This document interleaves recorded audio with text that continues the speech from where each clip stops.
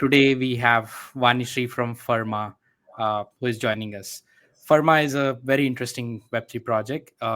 It's a universal proof generation layer. They have a very unique concept of ZK Bazaar.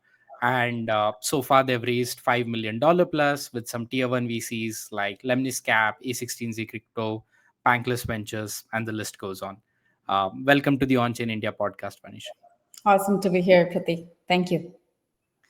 Vanishri, let's start about your brief background and how did you end up in this crypto space? Sure. My entry into the space happened in a very organic manner. I did my PhD in cryptography back in the day, and with cryptography being the underpinning technology of blockchain technology, this foray into crypto happened in a very organic manner. So while I was doing PhDs when the Bitcoin paper came out, and fast forward to 2017, 2018, when zero knowledge proofs became an important part of the narrative in our space, there was no second thinking as to getting involved and being a part of the space. And that happened through the Mina protocol. Mina protocol is one of these OG chains that OG projects that really pushed forward our understanding of zk, our ability to use zk, feasibility of zk in the space. And I was there for a good duration of time, pretty much from the very beginning, for about 4 years. Worked on the consensus protocol, worked on the proof systems, and then I worked on this protocol called Midnight. And there again, it was zk focused, and now Fermah. Awesome. Very interesting. Vanishri, also, like, I think one of the core issues for a lot of the early stage developers and entrepreneurs is a mental model on choosing their ideas. Would love to hear from you. How was your way of modeling, saying, you know what, hey, Fermah is the one that I want to do, and how were you so bullish on this? I think of this like a marriage, right? You are going to live and refine this idea for a good portion of your life. And you have to be I think it's very important that you're passionate and you really love the idea. And I had a fairly systematic approach towards choosing this, because it was a long-term process. From the very beginning of me getting out of school from UCLA, doing PhD in cryptography, was finding these gaps in the world where solutions can exist. I was just very keen on finding gaps in the world, and it even was included gaps that had nothing to do with cryptography at all. It just was a very important exercise as I went through my life at the time, and over time it only became clearer and clearer that the gaps can be better solved with cryptography. It can be more efficiently solved with cryptography. And I was still very careful on not using a very big hammer to put a small nail in.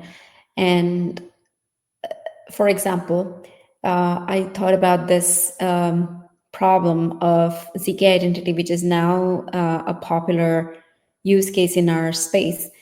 zk identity, where you keep many parts of your identity anonymous and only reveal the necessary part of your identity in a given situation. For example, you go to a bouncer, you show, in today's world, you show your driver's license, which has a lot of information, your last name, your address, your exact date of birth, etc. And this is all unnecessary information just to get through the fact that you're over 21 years of age. And you don't have to do it that way. ZK makes it possible. And there are other ways that this is possible. I actually went through a centralized way of making it possible, where you don't even use these so-called anonymous credentials in cryptography world, but actually have a very, very, very systems approach. That was my solution. And over time, thankfully, Professor Dan Bonet from Stanford had been my mentor and a sounding board. And thankfully, he steered me away from these solutions or problems, because either they were very niche, or they or the time wasn't right. Um, and fast forward to working on the Mina protocol, working on the Midnight protocol, there was a very clear understanding that I developed that there is a gap in the industry on proof generation. And that is when I again presented this gap to Professor Bonet, and he, without missing a beat, said I should go ahead and do it. And he backed me to the fullest extent possible. I can see the passion on the ZK part, while speaking to you. And I think this is one of the most fundamental inputs while starting. I think if you have like a long term passion on that problem statement, it just gives you enough fuel to, run along the line. Uh, Absolutely. yeah. So, Vanishri, why don't you walk us through, the Fermah, the core part of it? And I know it's been developed a lot since its inception. We've been hearing interesting concepts on ZK Bazaar and some innovative things that you guys have been doing. Mhm. Sounds good. So it all starts, Pratik, from what we want. What we want is for ZK to be as easily usable, as easy to. It has to be so easy to embrace for developers. And while proof systems are being worked on, while there are layers, settlement layers for proof verification, there is one layer which is really, really hard, and that is proof generation. Because proof generation it needs, in many cases, in most cases, heavy resources. And what people who are building in the ZK space end up having to think is, how do they deploy these provers? How many machines? What kind of machines? How to incentivize these machines? How to orchestrate proof generation? How to ensure optimal utilization rate for this hardware so that there is good cost of proof generation? How do you ensure liveness? How do you ensure robustness of your proof generation system? So when you build something local, all these headaches stay with the protocol, and you end up at best having to do a band-aid solution, which is very natural and typically what we see, because the project's main business goals are elsewhere, and it's very understandable. So this is where we come in. We say that here is a platform where the moment you have a proof generation request, you send it to us, you get the proof. That's it. You don't have to worry about how we incentivize, how we do orchestration, what is the mechanism design we do in the background. Nothing. It's the entirety of headache taken away. In any instance, for any chain, for any proof system, you can generate proofs in a cheap and performant manner with Fermah. And Fermah is therefore a universal proof market. Awesome. I mean, can't wait to hear, more updates coming in and some interesting use cases, which are definitely brewing over here. Vanishri, coming to the most important and fundamental part in any entrepreneur's journey is the fundraising aspect of it. There has been like numerous amount of materials in the Web2 journey, specifically with the Y Combinator and other, top shot accelerators, coming over the line. But specifically in the Web3, where the rounds are very limited. I mean, an average, 3 or 4 rounds max, before you go to the token launch. How would you describe a fundraising model, for entrepreneurs, and specifically on the first check part as well? How do they tackle it? Hmm. I think it is very important to have an open mind to feedback, especially given that this is your baby and you naturally are not inclined to take feedback, but it takes a conscious effort to create that mindset of taking feedback. And why that is important is that you want to build something that people will use, and you need to hear what people want. You start with an idea in your own echo chamber, in your own mind, possibly through a lot of feedback in the background, prior to you figuring out the idea. But over time, you end up talking to people, you end up talking to potential investors, and they will have feedback to give you. It's very important to keep your mind open to that. And it's also important to keep your mind open to whether the world is ready for it. Many a times, many projects are amazing, just that they are too early, and one shouldn't take that to heart. And it's important to iterate, and it's important to figure out potentially a version of your idea that might be relevant for the current times. Uh, and regarding the first check, so there are some tactical things that can be useful, and I was the recipient of many good tips from my founder friends, and it's always good to pay it forward. And here are the tips. So it is good to make two decks. One, and the mental framework that I had was, the first deck was mainly to get people excited to take your call, the first call. That's all is the goal for the first deck. The second deck is where you walk them through the details of your idea, the details of your vision, the team that you're looking to put together, any traction potentially you've already had on the product, etc. And in the first deck that you send, another tactical idea that really helped me was writing it as a story, where someone who is so busy is going to look at your deck, and if it is a jarring set of words, lots of images, etc., it is discouraging for them to keep at it till the end. Instead, what will really help is a story where per slide I had one sentence, and the whole deck read as a story, sentence after sentence, and the slide, any given slide, is used to corroborate that sentence through diagrams, through things like that, right? And another useful thing is to just ask for help. When you know someone in the industry, and just ask for help, make intros, get feedback on pitch decks. And there was one period of time where I had a chance to help a lot of fellow founders that were getting started, and I'm still happy to help. People can DM me with questions on Twitter. And I think that is a good summary of some tactics I had getting the first check. Awesome. This was a very, very sage advice, and definitely, I think a lot of founders will benefit from this.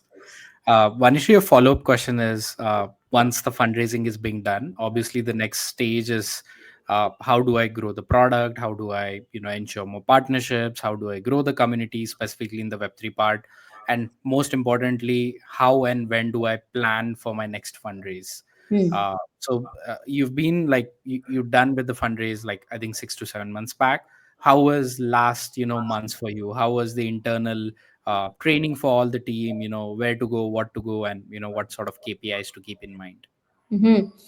I think there are two parts to your question. Time after the first fundraise and when to do the next fundraise. The time after the first fundraise is, I think the most important thing that you do at that time is building the core team and it can make or break really the future of your project. Really taking time to understand what is the culture you want to build, and finding people who will really fit in, who also hold similar values. I think that is very important. Not to really stress on technical prowess. Of course, that is part of it, but I think also important is how what is the work ethics of people who you're hiring in the core team, how passionate they are they come, what kind of reasons motivate them to come to work. These are all important things. And keeping an eye, and having a very clear idea on why you're building something so that it can get used, right? Clear aims on product market fit, figuring out what are the key customers that I'm building for, and looking at them, talking to them, looking at how they are building the other side of the product that is going to use your product. I think the North Star is achieving a product market fit, and everything is downstream from that. And then to your other question on when to do the second fundraise, I got this tip from some of my trusted advisors that it is good to do it when you have about 12 months of runway, and when you also have good traction in terms of three things. One is team, another one is product, and the other one is partnerships. So when you have tractions in these three dimensions, and when your runway is in a in the ballpark of 12 months, is a good time to raise. Awesome. uh, Moving on, Vanishree, I think how does Fermah's journey or the roadmap looks like in 2025? What are you guys most excited about? I think we are very excited to tell the world all the partnerships we are having. We haven't told the world all the partnerships we are having. That's going to be very important. And we are going to start um, completely telling the world how our product works. I think there is so much of work that is happening in the background, and we would love to start building a little bit more in public now that the product is more mature and ready for that community involvement. Um, and 2025, as the narrative has gone on Twitter recently, it is the year for zk, and rightly so. Zk makes the world more efficient. Zk takes us to so much closer to the vision of what our world needs to be. Um, Verifiable, trustless, um, bug free, all this zk can enable, and we are getting so close to that. And I'm just so thankful that I got a chance to play a part in it, where we are making the heartburn of embracing zk go away to a good extent, because you don't have to worry about proof generation. And 2025 is the year of zk, and we aim to onboard a lot more projects. And anyone who is looking to embrace zk or has already embraced zk, they are welcome to DM me on Twitter, and we would love to collaborate with them. Awesome. Super excited to see all the partnerships and other things which you are going to unveil. Vanishri, one final question in this is, I mean, ZK is obviously what hearing from you is your most passion thing, but what are your other, sectors that you really love in Web3? And any couple of ideas, if you can throw around for early stage developers and entrepreneurs just to try out and see if, it can make a big difference in the world. Mm. I'm definitely bullish about ZK, and I think the two main areas that are very interesting to me are ZK TLS and ZK Identity. ZK TLS because it really conveys it's so easy. So think about 2017, 2016, when you had to try really hard to convince people that blockchain is a good solution for many problems. And the question was, why blockchain? Why do you need blockchain, right? People were very that was the vibe at the time. And here is an example use case where not just blockchain, but ZK is a convincing, extremely convincing approach. And that is because it saves billions of dollars. You don't have to share your identity information like social security numbers on email, and it gets stored in a centralized database just for it to get hacked and for people to spend billions of dollars not only in trying to secure such vulnerable databases, but also in trying to recover from the reputation loss that they can have after huge hacks. And then ZK identity. I gave you an example of this. I gave you an example of a real world use case that ZK identity can solve. I used to be passionate about it, continue to be passionate about it. And another idea that I might throw out is for people to consider trusted execution environments, TEs, and to see how they can build systems approach solutions where security can come from ZK, but also from TE, and they can come together in very interesting. They can come together in building something that no single one can do. There are many ideas like that, and people who are thinking in this direction, they are also welcome to DM. And the idea is that TEE can secure, if it takes $1 million to break a TEE, then you wanna secure something that is less than $1 million using a TEE. But ZK can actually secure something even more powerful. But it takes Fermah is pushing the boundaries and making it as easy to embrace. You can still find these interesting combinations of TE and ZK and make things more efficient, more secure, and have interesting solutions. That's an interesting direction for me. Awesome. Thanks, Vanishree, for giving out some of the ideas, and definitely would love to see anyone try and implement. And we'll definitely send you away if they're implementing these. Uh, Again, thanks for coming in and appreciate your time, Vanishree, on coming to the Onchain India podcast. We are definitely going to have another one with a more detailed deep dive in the tech, once all these partnerships and other things are announced. And can't wait to see your progress in 2025.